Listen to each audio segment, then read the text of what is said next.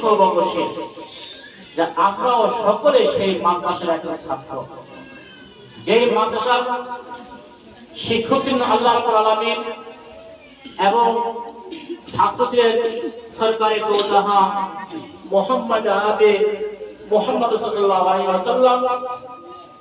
ঠিক আমরা সকলে সেই বাণী শিখতে এখানে এসেছি। আমাদের সকলের উদ্দেশ্য আমরা কোরআনের কারিমকে বিশুদ্ধভাবে শিখব এবং কোরআনের কারিমে আমল করব।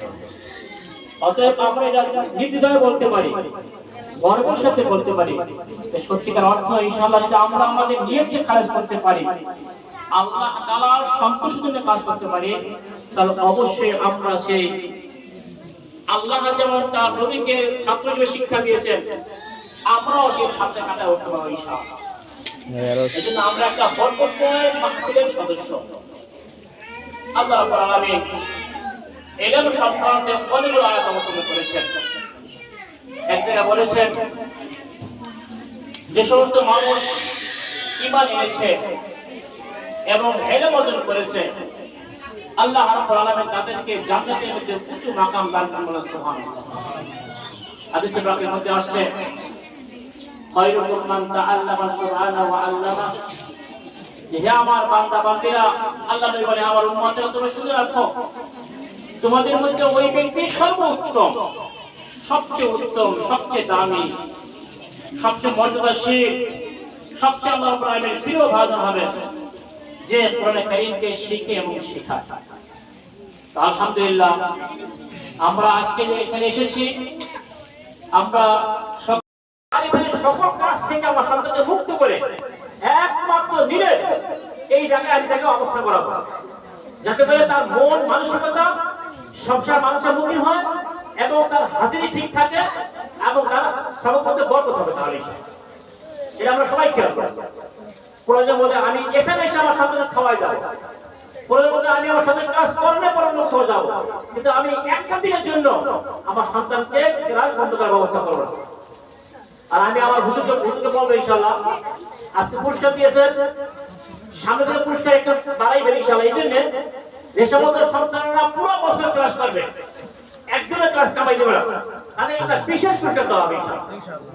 এটা আমি সিদ্ধান্ত নেব ইনশাআল্লাহ যে আমরা তাদেরকে বিশেষ পুরস্কার দেব, কারণ এই সন্তানগুলি বরকতময় হয়। সবসময় সামনে থাকলে তার সৃষ্টি হয়, উঠা বসার কারণে তার মুহাব্বত সৃষ্টি হয়। আর যখনই আমাদের সন্তানরা বাইরে চলে যায়, বিভিন্ন মধ্যে চলে যায়, তখন অনেক ছেলেরা তার দেখাশোনা তার কথাবার্তা হয়, অনেক পারিপার্শ্বিক দৃশ্য সে দেখে, এগুলি তখন তার মাঝে আসে, এগুলো তার সামনে থাকে, তখন আমাদের সবক জ্ঞান হয়। সারা বছর পুরস্কার থাকলে মাথা থেকে ইনশাআল্লাহ জামাত হবে। আলহামদুলিল্লাহ আমরা ঘুরে ঘোষণা করছেন আলহামদুলিল্লাহ যে সারা বছর উপস্থিত থাকে ইনশাআল্লাহ, তাহলে তাদেরকে একসের জামাত পুরস্কার দেওয়া হবে। সুবহানাল্লাহ। আল্লাহ তাআলা কবুল করুন ইনশাআল্লাহ। আর আমি আশাবাদী আমাদের গার্জিয়ানরা প্রত্যেকটা বছর চাইবে ইনশাআল্লাহ আমার সন্তান এই পুরস্কার পায়। আর দ্বিতীয় কথা হয়েছে,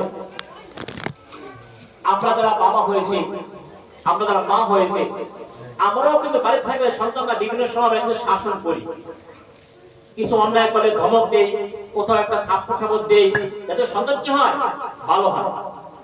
আপনারা যে শিক্ষকের কাছে সন্তান দিয়ে গেছেন, এরা সবচেয়ে বড় আমানত আপনার সন্তানকে মানুষ করার ক্ষেত্রে। আপনি চিন্তা করতে পারবেন না আপনার এই সন্তানকে মানুষ করার জন্য, আপনার সন্তানকে দামি করে দিতে কত মেহনত করে। আপনাদের ঘুমায় থাকে, আপনার সন্তান শিক্ষকরা জাগ্রত অবস্থাতে দেখছে করার ব্যবস্থা, এতটা মেহনত করে। কিন্তু বিনিয়োগ আমরা কি নেই বলেন? আসলে বিনিয়োগ আমরা কিছুই নেই। এই জন্য এই শিক্ষকরা আপনারা আমার সন্তানকে মানুষ করার জন্য কোন কোন সময় প্রয়োজন সাপেক্ষে একটু শাসনের হাত বাড়াইতে হয়, কারণ যদি শাসন হাত বন্ধ করে দেওয়া হয় তাহলে সন্তানরা পরিপূর্ণ মানুষ হবে না। এই জন্য যেহেতু 10 জায়গা থেকে মানুষগুলো আসে, সবার মানুষ এক থাকে না, এই জন্য কিছু শাসন হাত বাড়াইতে হয়।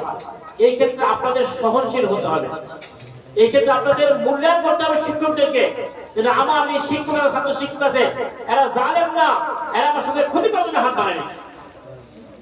কিন্তু আমরা দুঃখের সাথে বলতে পারি, দুঃখের সাথে বলিও যে এই ব্যাপারে আমরা অনেক উদাস শিক্ষক দৃষ্টিরা গার্জিয়ানরা। আমার একটা সঙ্গে একটা পিটন দিলে, একটা হাত ধরলে আমরা একেবারে পুরো পরিবেশকে উল্টা পাল্টা করে কাজ করার চেষ্টা করি। যেহেতু কর্তৃপক্ষ আছে, আমরা পরামর্শ মাধ্যমে কাজ করি, এটা আমরা খুব খেয়াল রাখবো। এবং আমি মনে করবো আমার সন্তানকে যে আমার শিক্ষক হাত দিছে আমার সন্তানের কলম হবে ইনশাআল্লাহ। এদিকে আমরা কেমন চেষ্টা করবো ইনশাআল্লাহ। আর বিশেষ করে যেটা বললাম ক্লাসের ব্যাপারে খুব গুরুত্ব দেওয়া, সহনশীল হওয়া। আর যে সমস্ত মা বোনরা এখানে আসা যাওয়া করেন, আল্লাহ রাব্বুল আলামিনের বড় একটা হুকুম, পর্দার হুকুম। এই পর্দার হুকুম আমরা সকলে সচেতন থাকবো, যাতে করে আমাদের কোনো পর্দা লঙ্ঘন না হয়। এটা আল্লাহ রাব্বুল আলামিনের হুকুম। আপনি আমি যত পর্দা করবো আমার মূল্য তত বেশি হবে ইনশাআল্লাহ। এটা আমরা সকলে ব্যাপারে খেয়াল করব। সর্বশেষ আমি কথা বলি, সেটা হলো আমরা সন্তানদেরকে মাদ্রাসায় ভর্তি করা গিয়ে জীবনীকে জিম্মাদারি খালাস মনে করি, শেষ মনে করি, যেন আমার আর কোনো জিম্মাদারি নাই। না, ইনশাআল্লাহ এখন থেকে চেষ্টা করবো ভর্তি করার পর থেকে আমার দোয়া এই কর্মকাণ্ড চালু করে দেব ইনশাআল্লাহ। যে আল্লাহ আমার ইচ্ছার সন্তান আপনি দিয়েছেন, আমি সন্তানকে মানুষে ভর্তি করেছি, মানুষ করার করে আপনার হাতে, আপনি আমার সন্তানকে মানুষের কবুল করেন। প্রতিনিয়ত নামাজ পড়ে কেঁদে কেঁদে আল্লাহকে দোয়া করি ইনশাআল্লাহ। তাহলে আল্লাহ তাআলা আপনার সন্তানকে এই যুগের জন্য শ্রেষ্ঠ ব্যক্তি বানাইতে পারে। আপনারা আমার দোয়ার কারণে আল্লাহ তাআলা আমাদের সকলের কথাগুলিকে আমল করার তৌফিক দান করেন। এবং আমরা এখন সকলে দোয়া করব। দোয়া করি আমরা সকলেই একটু মেহমানের ব্যবস্থা আছে, আমরা সকলে মেহমানের ঘরে করে নেব। মুক্তি সব দোয়া করবেন, দোয়া করবেন। উসিলা করে আপনি আমাদের সকলকে মাফ করে দেন। হে আল্লাহ, বিশেষ করে আপনার এই দ্বীনের তালেবদের উসিলা করে আপনি আমাদেরকে মাফ করে দেন। হে আল্লাহ, আমরা বেগুনাহ মাসুম, হে আল্লাহ আমরা বেগুনাহ মাসুম, হে আল্লাহ আমরা তো গুনাহে ভরা, এই সকল মাসুম উসিলা করে আপনি আমাদের সকলকে মাফ করে দেন। হে আল্লাহ, আমাদের সকলকে আপনি একটা দ্বীনের জন্য সবল করে দেন।